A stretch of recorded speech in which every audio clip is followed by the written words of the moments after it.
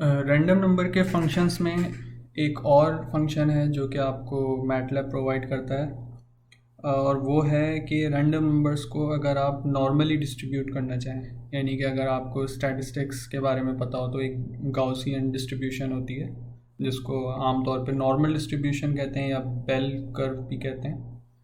और उसको bell curve कहते ही इसलिए हैं क्योंकि उसमें जो सेंटर के एलिमेंट्स होते हैं उनकी क्वांटिटी सबसे ज़्यादा होती है, और जो एक्सट्रीम एलिमेंट्स होते हैं यानी कि सबसे कम या सबसे ज़्यादा वाले जो नंबर्स होते हैं उनकी क्वांटिटी सबसे कम होती है। तो वो भी हम देख लेते हैं, समझ आ जाएगा कि उसको बेल कर्व क्यों कहते हैं या नॉर्मल डिस्ट्रीब्यूशन अगर आप लोगों को पहले से पता है।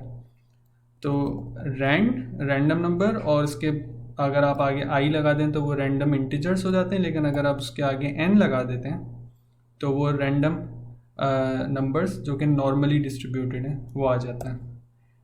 ठीक है, और लेट सपोज मैं अभी एक नॉर्मल सी नंबर्स इनपुट दे देता हूँ, लेट से 5, या चलें आप इसको साइज़ दे दें कोई सा, ठीक है, 4,5। अब अगर आप ये नंबर्स देखें तो ये ज़ीरो के अराउंड नॉर्मली डिस्ट्रीब्यूटेड हैं, यानी अगर आप इन नंबर्स का मीन लेते हैं, मीन वैल्यू, तो वो मोर और लेस ज़ीरो के करीब आएगी, क्योंकि अभी बहुत कम नंबर्स हैं ना, यानी टोटल अगर आप देखें तो ये सिर्फ 20 नंबर्स हैं। तो क्योंकि क्वांटिटी इतनी ज़्यादा नहीं है तो इसलिए मीन भी ज़ीरो के शायद करीब ना आए, लेकिन मोर और लेस ज़ीरो के करीब ही होगा। लेकिन अगर लेट सपोज़ यही नंबर्स की क्वांटिटी होती 20 के बजाय होती लेट से 20,000, तो वो ज़ीरो ही आता उसका मीन। तो इसका मीन इसका मीन जो है वो ज़ीरो होगा या ज़ीरो के अराउंड होगा। और जो नंबर्स ज़ीरो के करीब हैं, यानी कि लेट से यहाँ पे ज़ीरो के सबसे करीब नंबर कौन सा दिख रहा है, जैसे ये दिख रहा है -0.05, या फिर और कौन सा दिख रहा है, ये नंबर काफ़ी ज़ीरो के करीब है। तो इस तरह के जो नंबर्स हैं उनकी क्वांटिटी सबसे ज़्यादा होगी, और जो ज़ीरो से ज़्यादा दूर हैं, काफ़ी दूर हैं, यानी कि फॉर एग्ज़ाम्पल जैसे ये 1.5599 या फिर ये वाला -1.4, तो ये ज़ीरो से थोड़े दूर हो जाते हैं, तो इनकी क्वांटिटी काफ़ी कम होगी। ठीक है, तो ये नॉर्मली डिस्ट्रीब्यूटेड है। अच्छा, पता कैसे कर सकते हैं क्या वाकई मैं सही कह रहा हूँ? तो फ़िलहाल इसको मैं एक वेक्टर की फॉर्म में लिख देता हूँ, और इसको कोई भी वैल्यू दे दें, लेट से 10 दे देते हैं फ़िलहाल।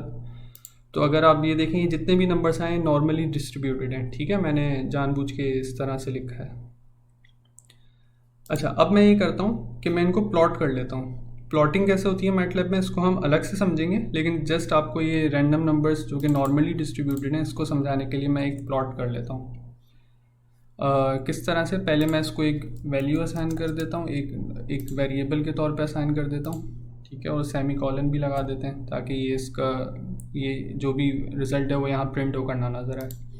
और इसको प्लॉट कर लें। प्लॉट के लिए आप सिंपली प्लॉट लिखें, और जो चीज़ प्लॉट करनी है, यानी कि आपको ये x प्लॉट करना है, यानी ये जितने भी रैंडम नंबर्स हैं वो x को असाइन होगा और आपको x प्लॉट करना है। ठीक है, तो एक तो तरीका ये है, लेकिन क्योंकि मैं सिंपली प्लॉट नहीं करना चाह रहा, मैं ये चेक करना चाह रहा हूँ किसकी क्वांटिटी ज़्यादा है किसकी कम है, तो मुझे इसके लिए प्लॉट फंक्शन मेरे लिए अच्छा नहीं है, लेकिन फिर भी just for the sake of completion आपको मैं ये प्लॉट करके दिखा देता हूँ। ठीक है, तो कुछ इस तरह से नंबर आ रहा है, यानी कि जितने भी नंबर्स आपके पास आए हैं वो सिर्फ प्लॉट हो गए एक लाइन की फॉर्म में। यहाँ पे आपको एक छोटा सा एरो नज़र आ रहा है, आप अगर इसको क्लिक करते हैं तो ये फिगर आपकी इसी विंडो के अंदर, इसी मैटलैब की विंडो में ही डॉक हो जाती है। ठीक है, तो वो इसी का हिस्सा बन गई।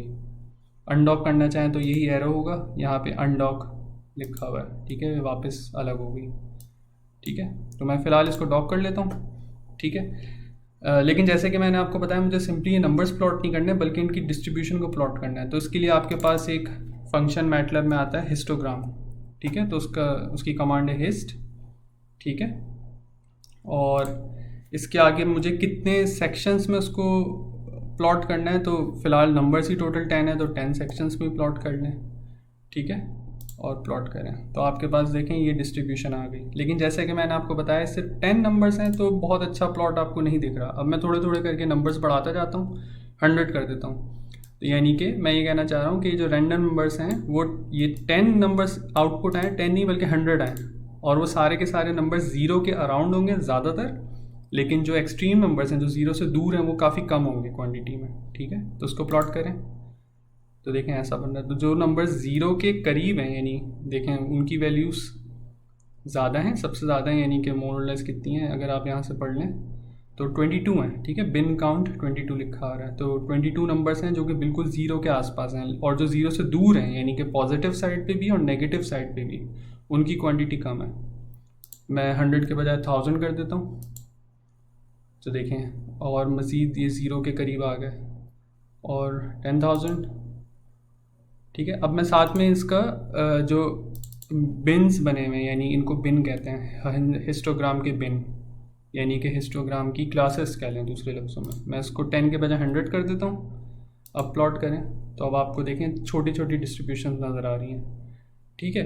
मैं मज़ीद इसका साइज़ बड़ा करता जाता हूँ, जो भी रैंडम नंबर्स मेरे पास आउटपुट में आ रहे हैं, और ये सेमी कॉलन लगाना ना भूलिएगा, अगर आप भूल जाएँ तो फिर खुद ही देख लीजिएगा क्या आपके साथ होने वाला है।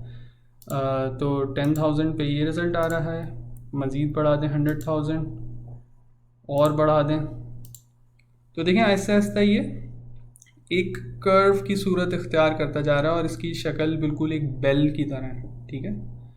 जो पुराने ज़माने की बेल होती थी ना, तो उस बेल की तरह। तो अब आपको समझ आया कि नॉर्मल डिस्ट्रीब्यूशन को बेल कर्व क्यों कहते हैं, ठीक है। तो उसकी वजह ये कि सारे नंबर्स ज़ीरो के अराउंड हैं सबसे ज़्यादा, और जितना ज़ीरो से दूर जा रहे हैं उनकी क्वांटिटी कम है। तो सवाल ये पैदा होता है कि मैक्सिमम नंबर इसमें क्या हो सकता है, या फिर मिनिमम नेगेटिव साइड पे क्या हो सकता है। तो इसका सिंपल सा जवाब है कि इन्फिनिटी। इन्फिनिटी पॉजिटिव साइड पे और नेगेटिव साइड पे नेगेटिव इन्फिनिटी।